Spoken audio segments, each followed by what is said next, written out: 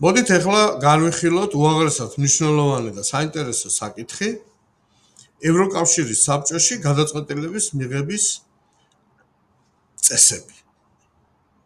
ევროკავშირის საბჭოში გადაწყვეტილების მიღების ორი ძირითადი წესი მოქმედებს. ეს არის კონსენსუსის წესი და ეგრეთ წოდებული ორმაგი დიდი უმრავლესობა.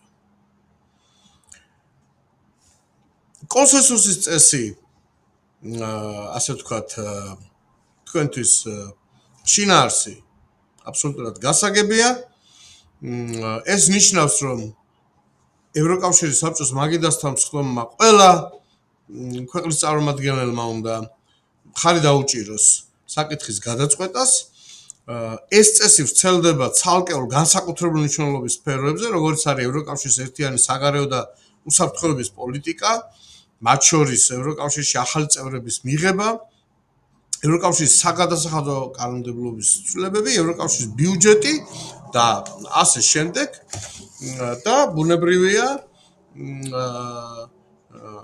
კენჭისყრაზე გატანილი საკითხთან დაკავშირებით ევროკავშირის რომელიმე წევრი ქვეყნის უარყოფითი პოზიცია ამ საკითხის დამტკიცებას შეუძლებელს ხდის. თუმცა როგორც უკვე ვთქვით, ევროკავშირის საბჭოში გადაწყვეტილებების უმრავლესობა მიიღება დიდი ორმაგი უმრავლესობით. დიდი ორმაგი უმრავლესობა ამ პროცედურამ მიიღო იმის გამო, რომ იგი შედგება ორი პირობისაგან.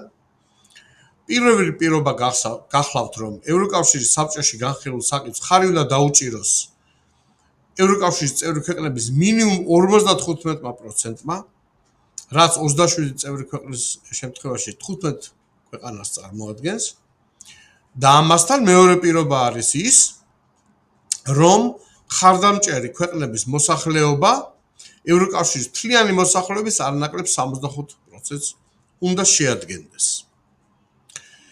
მცირე განმარტება გავაკეთოთ, რომ იმ შემთხვევაში თუ ევროკავშირის საბჭო კენჭს უყრის ინიციატივას, რომელიც არ არის შემოტანილი ევროკომისიის მიერ, ანუ ეს პროცესი არ მიდის ჩვეულებრივი საკანონმდებლო ინიციატივით, ანუ არ აქვს ევროკომისიის ექსპერტიზა საკითხის გავლილი, მაშინ გამოიყენება ეგრეთ წოდებული გაძლიერებული ორმაგი უმრავლესობა და ამ წესის მიხედვით საკითხს ხარი უნდა დაუჭიროს ევროკავშირის წევრი ქვეყნების მინიმუმ 72%-მა, ანუ 27 ქვეყნიდან 20-მა ქვეყანამ მაინც. მაგრამ ეს უბრალოდ დავიმახსოვროთ, ჩვენ ახლა ჯერ საუბრობთ ორმაგი დიდი ორმაგი უმრავლესობაზე,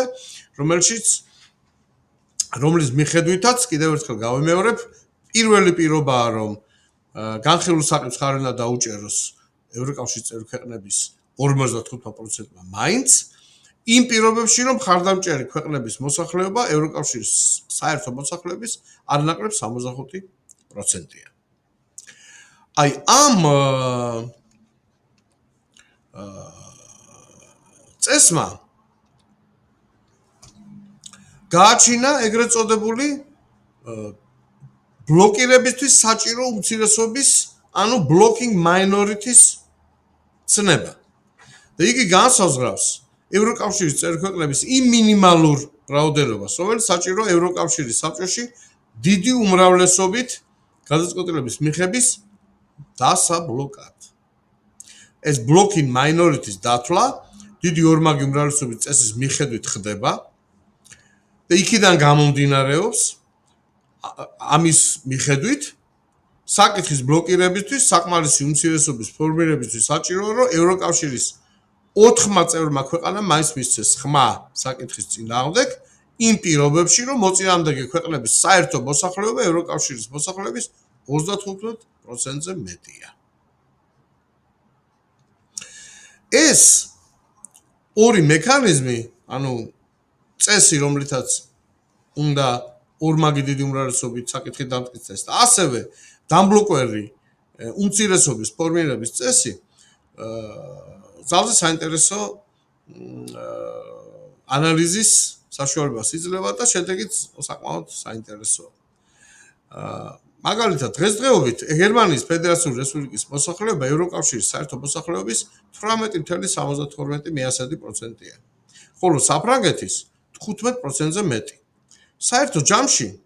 ეს უკვე ევროკავშირის მოსახლეობის 34%-ს შეადგენს. ევროკავშირის საბჭოს ფარგლებში გადაწყვეტილების მიღებისას საკმარისია, რომ ამ დუეტს დაემატოს რომელიმე ტრადიციული პარტნიორი ქვეყანა, როგორც მაგალითად იტალია, რომლის მოსახლეობა 13%-ზე მეტია ევროკავშირის საერთო მოსახლეობის, ან თუნდაც ნიდერლანდები, რომლის მოსახლეობაც ევროკავშირის მოსახლეობის 4%-ს აჭარბებს, რომ ბლოკირებისთვის საჭირო კრიტიკული მოსახლეობის პარამეტრი, ანუ 35% უკვე იოლად გროვდება. როგორც ზემოთ აღვნიშნეთ, საკითხის ბლოკირებისთვის ასევე საჭირო მინიმუმ 4 ქვეყნის ერთიანი პოზიცია და ამ 4 ქვეყნისაგან შემდგარი ალიანსის ფორმირება გერმანიას და საფრანგეთს არასოდეს უჭირთ. ანუ რეალურად გერმანიისა და საფრანგეთის მხარდაჭერის გარეშე დიდი ორმაგი უმრავლესობით გადაწყვეტილების მიღება უაღრესად რთულია. საინტერესოა იმის აღნიშვნა, რომ ამ ევროკავშირის საბჭოში დიდი ორმაგი უმრავლესობის წესით გადაწყვეტილების მიღების მხარდამჭერი და მოწინააღმდეგე ქვეყნების დასათვლელად ევროკავშირმა შეიმუშავა სპეციალური მთვლელი, რომელიც განთავსებულია ევროკავშირის საბჭოს ოფიციალურ ვებგვერდზე და დაინტერესებულ პირებს შეუძლიათ თავად მონიშნონ შესაძლო მხარდამჭერი თუ მოწინააღმდეგე ქვეყნები და ამის მიხედვით ნახონ სხვადასხვა კონფიგურაციაში რამხელა პერსპექტივა აქვს რომელიმე საკითხს რომ გადაწყდეს ამ წესით კერჭისყრის დროს. აღნიშნოთ ისიც, რომ უკანასკნელ პერიოდში ევროკავშირის ფარგლებში საკმაოდ გახშირდა საუბარი, რომ საგარეო ურთიერთობებისა და უსაფრთხოების პოლიტიკის საკითხებზე რაც შეიძლება ბევრ საკითხზე გავრცელდეს ორმაგი დიდი უმრავლესობის წესი, ნაცვლად კონსენსუსის პრინციპისა. ამაზე ძალზე მკაფიოდ განაცხადა ევროკომისიის პრეზიდენტმა ურსულა ფონ დერ ლეიენმა, ამასვე გარკვეულწილად ხარს უჭერენ გერმანია და საფრანგეთი, თუმცა ევროკავშირის წევრი ქვეყნების უმრავლესობა ეწინააღმდეგება ამ ცვლილებას და მათ უჭირთ ვეტოს უფლების დათმობა და ამ ვეტოს უფლების საშუალებით თავიანთი ინტერესების დამცავი მექანიზმის დაკარგვა. მიუხედავად ამ სკეპტიციზმისა, ორმაგი დიდი უმრავლესობის წესის გამოყენება უკვე ხდება არაერთი მნიშვნელოვანი საკითხის გადაწყვეტისას. მათ შორის აი როგორიც არის ევროპოლის საბჭოს პრეზიდენტის დამტკიცება. ან ევროკომისიის პრეზიდენტის კანდიდატურის შერჩევისას ერთიანი საგარეო და უსაფრთხოების პოლიტიკის საკითხებში ევროკავშირის უმაღლესი წარმომადგენლის დამტკიცებისას და სხვა შემთხვევებში. ასევე აღნიშნოთ ისიც, რომ 1997 წელს ევროკავშირის ამსტერდამის ხელშეკრულების ხელმოწერით ევროკავშირის ერთიანი და საგარეო უსაფრთხოების პოლიტიკის საკითხებზე კენჭისყრისას დაშვებულ იქნა ეგრეთ წოდებული პოზიტიური კონსტრუქციული თავშეკავების წესი. ამ წესის მიხედვით, რომელიც გაწერილია და აღწერილია ევროკავშირის შესახებ მოქმედი ხელშეკრულების 31 თავში,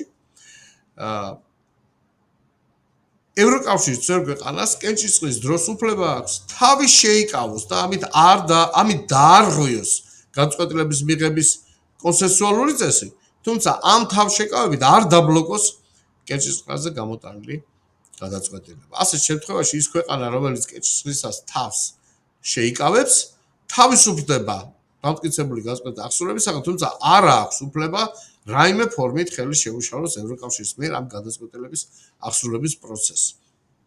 ეს წესიც მიუთითებს იმაზე, რომ ევროკავშირი პროგრესირებს თავისი გადაწყვეტილების მიღების მექანიზმების განვითარების კვალდაკვალ სუპრანაციონალიზმის გაძლიერების კუთხით და ბუნებრივია კონსენსუსის წესის შესუსტება, ანუ წევრი ქვეყნებისათვის ვეტოს უფლების გამოყენების